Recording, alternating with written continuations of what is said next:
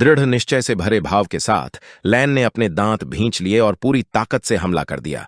लू शांग की आंखें शांति से चमकने लगीं और एक मुस्कान के साथ उसने बिना ज्यादा कोशिश किए हमले को रोक दिया।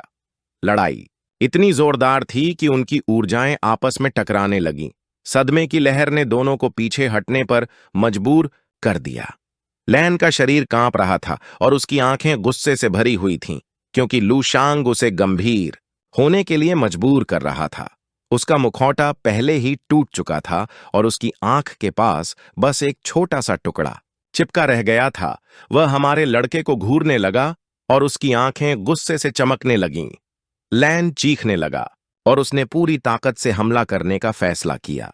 लैन ने अपनी पूरी शक्ति लगा दी, जिससे उसके शरीर से एकदम घोंटने वाली हरी मार्शल ऊर्जा निकलने लगी। उसने हमारे लड़के को मरने के लिए तैयार होने को कहा। लू शांग ने रक्षात्मक रुख अपनाया और चुपचाप लैन को देखने लगा, यह जानते हुए कि उसे भी गंभीर होना होगा। उसकी आंखें उत्साह से चौड़ी हो गईं और उसके चेहरे पर मुस्कान फैल गई, जब उसे एहसास हुआ कि वह अभी भी थोड़ा और मजा कर सकता है। लू शांग और लैन के बीच भीषण युद्ध शुरू होने से ठीक पहले एक आदमी अंतरिक्ष यान से उतरा, लैन की ओर बढ़ने लगा, अपना हाथ उठाया और उसे रुकने के लिए कहा, यह बताते हुए कि यह सब एक गलतफहमी थी। यह सुनकर लैन पलटा और उसकी आंखें भ्रम में चौड़ी हो गईं। एक और अंतरिक्ष अधिकारी लू शांग के पास आया, हाथ बढ़ाया और गंभीर भाव से समझाया कि कोई गलतफहमी हुई है। लू शांग का ध्यान उस पर गया। गुस्से से भरे भाव से उसने पूछा कि वह क्या कह रहा है। जब वह लू शांग को शांत करने की कोशिश कर रहा था, तभी उसका अधीनस्थ लैन के पास आया, उसके मुंह के पास हाथ रखा और घबराहट भरे भाव से समझाया कि लू शांग कोई समुद्री डाकू नहीं, बल्कि उनके सामने नीले ग्रह का मूल निवासी है। लैन ने अपनी बाहें पार कीं और चुपचाप सोचने लगा। उसे समझ नहीं आ रहा था कि क्या हो रहा है। उलझन भरी आंखों से उसने अपना मुखौटा ठीक किया, हेडसेट चालू किया और अपने वरिष्ठों से पूछा कि लू शांग कौन है। लैन के वरिष्ठों ने बताया कि लू शांग कहां से आया है। यह सुनकर लैन की आंखें गंभीरता से चौड़ी हो गईं। उसने पूछा कि क्या उन्हें यकीन है कि लू शांग नाम का यह युवक सचमुच नीले ग्रह 8 से 8462 का मूल निवासी है। लू शांग ने अपनी बाहें क्रॉस की और शांत हो गया। लैन का ध्यान उस पर था। वह अपने दांत भींचने और गुस्से से भर जाने से खुद को नहीं रोक सका। उसे विश्वास नहीं हो रहा था कि एक निम्न स्तरीय संसाधन ग्रह पर जन्मे मूल निवासी के पास आश्चर्यजनक रूप से सर्वोच्च स्तर की अलौकिक संरचना है। एक ऐसी संरचना जो स्तर 9 होने के कारण स्तर 11 के समान हो सकती है। उसे यह देखकर बहुत गुस्सा आया कि लू शांग ने नियमों के 2 रास्तों में महारत हासिल कर ली है। लैन शांत हो गया और एक शांत भाव के साथ अपनी ठुड्डी को छूने लगा और मुस्कुराए बिना नहीं रह सका। उसने चीजों को एक अलग नजरिए से देखने का फैसला किया, ये समझते हुए कि लू शांग कोई इंसान नहीं बल्कि एक ऐसा विशाल खजाना था जिसे अब तक किसी ने खोजा या इस्तेमाल नहीं किया था। एक ऐसा अस्तित्व जो 100 जीवनदायी ग्रहों से भी ज्यादा कीमती है। शांत निगाहों से लू शांग लैन की ओर मुड़ा और चुपचाप उसे देखने लगा। लैन की नजर में लू शांग एक आदर्श योद्धा था। लैन ने अपना परिचय देने का फैसला किया। यह सुनकर लू शांग की आंखें उत्सुकता से चौड़ी हो गईं। एक दयालु मुस्कान के साथ लैन ने लू शांग के सामने सिर झुकाया और अपना परिचय फाल आरलैंड के रूप में दिया, जो यामू सेक्टर का कानून प्रवर्तन अधिकारी है, जिसे लैन के नाम से भी जाना जाता है। जब क्रिमिन्स आई समुद्री डाकू अंतरिक्ष यान के अवशेष अंतरिक्ष में तैर रहे थे, लू शांग खुश था और मुस्कुराते हुए उसने बताया कि उसे भी लैन से मिलकर बहुत खुशी हुई। लू शांग ने नाराज भाव से अपने अंगूठे से अंतरिक्ष यान के अवशेषों की ओर इशारा किया और स्पष्ट किया कि लैन को यह नहीं सोचना चाहिए कि उसे अपने जहाज को नष्ट करने की कीमत नहीं चुकानी पड़ेगी, क्योंकि वह इसे अपनी लूट मानता है। लैन खामोश हो गया। उसे समझ नहीं आ रहा था कि क्या करे। लू शांग ने अपनी आंखें बंद कर लीं और एक गहरी सांस ली। उसे याद आया कि आखिरकार वे स्टार समुद्री डाकुओं को पकड़ने आए थे, और यह लैन तो एक पुलिस प्रमुख जैसा था। इससे उसे आश्चर्य हुआ कि क्या उसकी पिछली हरकतें किसी अधिकारी पर हमला मानी जाएंगी। लू शांग अपनी ठुड्डी को छूने लगा और उसके चेहरे पर एक उत्साहित मुस्कान आ गई। वह जानता था कि यह उसकी गलती नहीं थी। वह तो बस एक सुदूर और एकांत गृह का एक शानदार किसान था जो अपने घर की रक्षा करना चाहता था और कड़ी मेहनत करके जीविकोपार्जन करना चाहता था। उसे यह जानने की जरूरत नहीं थी कि वे कौन थे, और उसने खुद को इस विचार से शांत किया कि जैसा कि कहावत है, अज्ञानता ही मासूमियत है। लू शांग की आंखें आश्चर्य से चौड़ी हो गईं, क्योंकि उसने कभी नहीं सोचा था कि एक दिन वह भी एक देहाती बन जाएगा। लैन ने अपनी आंखें बंद कर लीं और एक दयालु मुस्कान दिखाने लगा। शांत दृष्टि से लैन ने अपना हाथ बढ़ाया और स्वीकार किया कि लू शांग ने यामू स्टार जोन में क्रिम्सन आइज समुद्री डाकू गिरोह को पकड़ने के अभियान में उनकी बहुत मदद और योगदान दिया था। उसने कहा कि वह लू शांग को सबसे बड़ा इनाम दिलाने के लिए यामू संघ को पूरी ईमानदारी से सब कुछ बताएगा। लेकिन तभी लैन के चेहरे पर एक दुष्ट मुस्कान उभरने लगी। उसने लू शांग को बताया कि इनाम पाने के लिए उसे उनके साथ यमू तारा क्षेत्र में संघ के मुख्य तारे पर जाना था। यह सुनकर हमारे लड़के की आंखें आश्चर्य और उलझन से चौड़ी हो गईं। लैन की आंखें आत्मविश्वास से चमक रही थीं। वह अपने पीछे खड़े अपने अंतरिक्ष यान को देखने लगा और मुस्कुराते हुए बताया कि यमू तारा क्षेत्र लगभग 500 प्रकाश वर्ष दूर है। उसने आगे बताया कि सिल्वर बर्ड यान से आने जाने में 1 या 2 महीने लगेंगे। लैन चेंग अपने अंतरिक्ष यान से उतरा और यह देखकर कि लू शांग सुरक्षित है, वह खुशी से फूला नहीं समाया। जबकि दूसरी तरफ झाओ लिन चुप रहा। लू शांग का ध्यान लैन पर केंद्रित था। हमारे लड़के ने एक आह भरी और अनिश्चित भाव से पूछा कि क्या उसे जाना है, यह बताते हुए कि वह काफी व्यस्त था। लैन की आंखें खुशी से चमक रही थीं।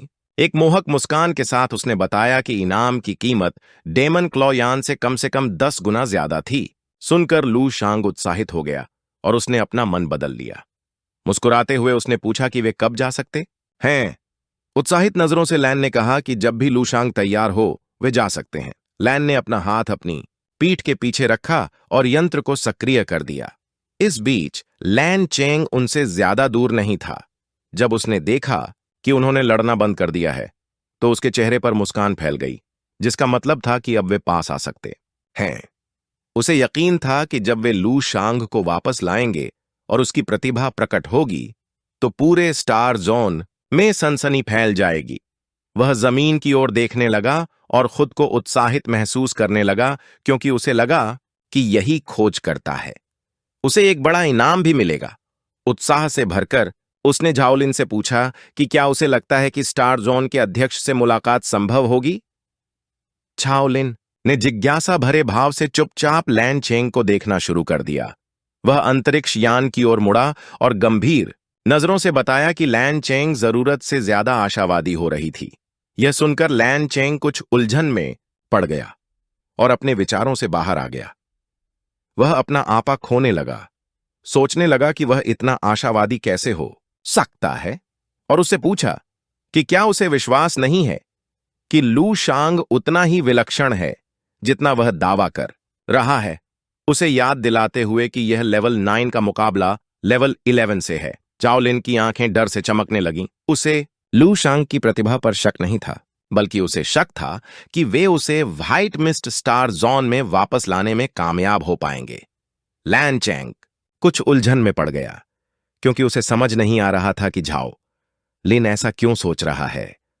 झाओ लिन का ध्यान लू शांग पर था और उसने कहा कि अगर वे देख पाते कि वह कितना असाधारण है तो यामू जिले के फांसी देने वाले जज को भी यह पता चल जाता। उसने लैन चेंग से पूछा कि क्या उसे सचमुच लगता है कि लैन उन्हें लू शांग को इतनी आसानी से पकड़ लेने देगी। लैन चेंग अपनी मुट्ठी भींचने और गुस्से से कांपने से खुद को नहीं रोक सका। उसने सवाल किया कि वह ऐसा क्यों नहीं करेगा, और जोर देकर कहा कि भले ही वह एक फांसी देने वाला न्यायाधीश है, फिर भी वह किसी को उनसे छीन नहीं सकता। उसके अनुसार लू शांग बियोवू क्षेत्र में उसके सीधे क्षेत्र का व्यक्ति था। झाओलिन को याद आया कि लू शांग अभी बियोवू क्षेत्र का हिस्सा नहीं था, क्योंकि लैन चेंग उसका पंजीकरण करना भूल गई थी। लैन चेंग को और भी ज्यादा गुस्सा आया जब उसे याद आया कि लू शांग के पास अभी भी एक पंजीकृत कानूनी नागरिक का दर्जा नहीं है। लू शांग की आंखें गंभीरता से चमकने लगीं और उसके शरीर से मार्शल ऊर्जा निकलने लगी। झाओ लिन ने अपनी बाहें पार करके सिर हिलाया और समझाया कि हालांकि लू शांग बियोवू क्षेत्र के क्षेत्र में था, फिर भी वह एक तारकीय अनाथ था। तारकीय संघ का कोई व्यक्ति, लेकिन उसकी कोई कानूनी पहचान नहीं थी। अगर न्यायाधीश निष्पादक लैन उसे पंजीकरण के लिए पहले यामू जिले में ले जाते तो स्वाभाविक रूप से उसे यामू जिले का नागरिक माना जाता। लैन चेंग की आंखें आश्चर्य से चौड़ी हो गईं, क्योंकि उसे एक अजीब सी उपस्थिति का एहसास होने लगा। यह देखकर झाओलिन घबरा गया। उनके शरीर युद्ध शक्ति से घिरे हुए थे। लैन के आदमी उनके चारों ओर प्रकट हुए। नकाबपोश व्यक्ति ने उन्हें बधाई दी। उन्होंने सही अनुमान लगाया था। उसने उन्हें बताया कि लॉर्ड लैन ने उन्हें आदेश दिया है कि वे उनके साथ सहयोग करें और उनके साथ यमू जिले के न्याय विभाग में जाएं, ताकि crimson eyes star pirate group को पकड़ने के ऑपरेशन का लिखित रिकॉर्ड छोड़ सकें। लैन चेंग और झाओलिन घबरा गए, समझ नहीं पा रहे थे कि क्या करें। घबराए हुए भाव के साथ लैन चेंग ने पूछा कि क्या बियोवू सेक्टर के फांसी न्यायाधीश से संपर्क करना संभव है। झाओलिन चुप रहा, यह जानते हुए कि यह अच्छा नहीं है। उनके चेहरों पर एक दुष्ट मुस्कान फैल गई। कुछ ही देर बाद नकाबपोश व्यक्ति ने अपनी युद्ध शक्ति सक्रिय की। उनके पीछे प्रकट हुआ और पलक झपकते ही उनकी गर्दन के पिछले हिस्से पर वार किया, जिससे वे बेहोश हो गए। उसने अपनी बाहें पीछे कर लीं और मुस्कुराते हुए अपने अधीनस्थों को आदेश दिया कि सभी संचार उपकरणों को जब्त कर लिया जाए और उन्हें तुरंत अंतरिक्ष यान में बंद कर दिया जाए। उनमें से एक ने लैन चेंग को अपने कंधे पर उठा लिया और झाओलिन को पकड़ लिया। फिर आत्मविश्वास से भरी मुस्कान के साथ सिर हिलाया। उसके सिर पर चोट लगी। झाओलिन अभी तक बेहोश नहीं हुआ था और गुस्से से भरे भाव के साथ उसने उनसे पूछा कि क्या उन्हें पता है कि इससे 2 तारा क्षेत्रों के बीच युद्ध छिड़ सकता है। यह सुनकर नकाबपोश आदमी मुड़ने लगा। फिर उसके चेहरे पर एक दुष्ट मुस्कान फैल गई जब उसने बताया कि लैन ने एक बहुत ही समझदारी भरा फैसला लिया है और अपने आदमियों को उन्हें ले जाने का आदेश दिया है। झाओ लिन को पसीना आने लगा। उसके लिए यह अकल्पनीय था। वह सोच भी नहीं सकता था कि बियोवू क्षेत्र के सलाहकारों की क्या प्रतिक्रिया होगी जब उन्हें पता चलेगा कि एक असाधारण शरीर वाले और सौर स्तर तक पहुंचने की अत्यधिक क्षमता वाले एक प्रतिभाशाली व्यक्ति को किसी अन्य तारा क्षेत्र ने ले लिया है। उसी समय बियोवू तारा क्षेत्र की विशाल आकाश गंगा में लैन जी का जहाज था, जिसे लैन केओ के नाम से जाना जाने वाला युद्धपोत था। मूंछों वाले लैन जी ने अपने वाइन ग्लास को घुमाना शुरू कर दिया, यह महसूस करते हुए कि शराब स्वादिष्ट थी। उसके सामने स्वादिष्ट व्यंजनों से सजी एक मेज थी। यह जानकर उसकी सांस फूल गई कि 4 सेक्टरों में महामारी बन चुके कुख्यात तारकीय समुद्री लुटेरों के समूह का आखिरकार पूरी तरह से सफाया हो गया है। कम से कम अब उसके पास अपने वरिष्ठों को देने के लिए कुछ तो था। खाने के बाद उसने सिस्टम विंडो चालू की और अपनी मूंछों को हाथ से छूने लगा। उसके लिए सबसे अच्छी बात यह थी कि सेक्टर यामू के जज लैन ने भी स्वेच्छा से 1/3 क्रेडिट देने की हामी भर दी थी। बदले में उसने बस इतना ही मांगा कि उसके 2 एजेंटों को बयान देने के लिए उसके साथ आने दिया जाए। उसने इसे शर्त कहने लायक भी नहीं समझा। यह तो एक बड़ा सौदा था। मुस्कुराने के बाद उसने शराब का एक घूंट लिया, यह सोचते हुए कि क्या लैन कोई और इंसान बन गया है, और यह सोचते हुए कि वह कब से इतना उदार हो गया है।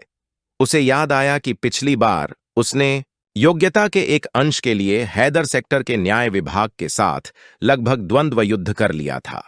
हालांकि उसने तय किया कि इससे कोई फर्क नहीं पड़ता। अगर उन्होंने बिना उंगली उठाए श्रेय का कुछ हिस्सा हासिल कर लिया है तो ज्यादा नखरेबाजी करने का कोई मतलब नहीं था। उसी समय ऊंची एड़ी के जूते पहने एक व्यक्ति कमरे में दाखिल हुआ। वह एक सेक्सी महिला थी जिसके हाथ में एक फाइल फोल्डर था। उसके आसपास उपकरण तैर रहे थे। वह लैन जी के पास गई और गंभीर नजरों से उसे बताया कि झाओलिन नाम का एक मध्यम स्तरीय एजेंट उससे मिलने का अनुरोध कर रहा है, क्योंकि उसने दावा किया था कि उसे एक बेहद जरूरी मामला रिपोर्ट करना है। उत्सुकता भरी नजरों से लैन जी ने उससे पूछा कि वह कहाँ है। उसकी आंखें शांति से चमकने लगीं जब उसने बताया कि वह वही व्यक्ति था जिसे जज एग्जीक्यूटर लैन ने उसका बयान लेने के लिए बुलाया था, और अब वे उससे संपर्क नहीं कर सकते। लैन जी ने उसके हाथ जोड़े और मुस्कुराते हुए इस मामले पर बात करने के लिए उसके लौटने का इंतजार करने का फैसला किया। उसके अधीनस्थ ने यह भी बताया कि काउंसलर जियाई जिमिंग ने उसे अपने बच्चों के पहले जन्मदिन की पार्टी में आमंत्रित किया था और वह आज रात थी। लैन जी को एहसास हुआ कि यह जरूरी है और उन्होंने लंकाओ अंतरिक्ष यान को पूरी गति से चलने का आदेश दिया। उसने सिर हिलाया। अंतरिक्ष यान पूरी गति से चलने लगा और लैन जी के अनुसार आज का दिन बहुत अच्छा था। यह वीडियो समाप्त होता है